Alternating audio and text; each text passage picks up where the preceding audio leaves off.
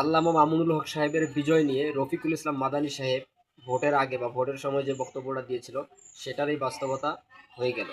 আচ্ছা, রফিকুল ইসলাম মাদানী সাহেব কি বক্তব্যটা দিয়েছিলেন নির্বাচনের আগে, চলুন শুনে আসি। আমি মাঝে মাঝে কই যে মুহাম্মদপুরের মতো জায়গায় মামুনুল হক সাহেব হুজুর দাঁড়াইছে, জীবন অবাস করতো না। আমি এটা কই কি লেগে জানেন? কারণ যেই জায়গায় চুরি চিন্তায় রাহাজানি বেশি, যেই জায়গায় কামি হইলো কিশোর গ্যাং এটা হেটা, যেই জায়গার মানুষই বেশিরভাগ হলো ওই সাইজের, এরা চিন্তা বই সর্বনাশ, কত বড় মালানা যাবে এমপি বানাইলে আমরা খাইম কি?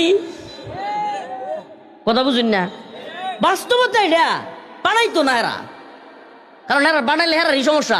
আরে আমাদের সমাজের তো 60% লোক মসজিদও গিয়া উঠতে চায় না, হুজুর আমার ওজু নাই, আমার গোসলটা ঠিক নাই। মাদ্রাসায় গিয়া বাইরে খারো হইতে হুজুরে ডাহে বাইরে অনেক লেগিয়া, মানে ডরায় মসজিদের ভিত্তে যায় না, মাদ্রাসার ভিত্তে যায় না। যেই লোক ডরায় মসজিদের ভিত্তে যায় না, মাদ্রাসার ভিত্তে যায় না, এই লোক একজন হুজুরের নেতা বানাইবো? অসম্ভব, অসম্ভব। তারা চাই হইলো এরকম লোক যারা হেরা সাইডটা খাইতারবো। প্রিয় ভাইরা আমার, বন্ধুগণ আমার, এই জন্য আমাদের সমাজ ভালো হইতে হইলে আল্লাহর কোরআনের কথা বলছে, আমার কথা না। আল্লাহ পাক বলছেন ইন্নাল্লাহা লা ইউগাইয়িরু মা বিকাউমিন হাত্তা ইউগাইয়িরু মা বিআনফুসিহিম, ততক্ষণ পর্যন্ত আমি কোনো জাতিকে পরিবর্তন করব না। আল্লাহ বলেন যতক্ষণ না পর্যন্ত ওই জাতি পরিবর্তন না হয়।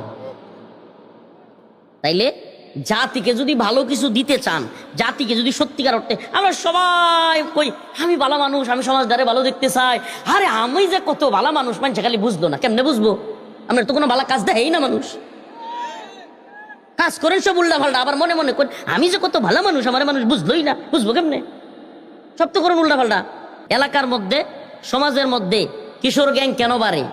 এলাকার মধ্যে সমাজের মধ্যে পোলাপান কেন নেশাখোর হয়? এলাকার মধ্যে সমাজের মধ্যে পোলাপান কেন ইয়াবা ফেন্সিডিল মাদক সেবন করে? কেন 8টা-10টা হুন্ডা লয়ে এক লগে ঘুরে, যেটা মন চায় রামদা এটা লয়ে কূপ দেয়? এর কারণ হলো পিছন থেকে আড়াল থেকে কেউ না কেউ শেল্টার দেয়।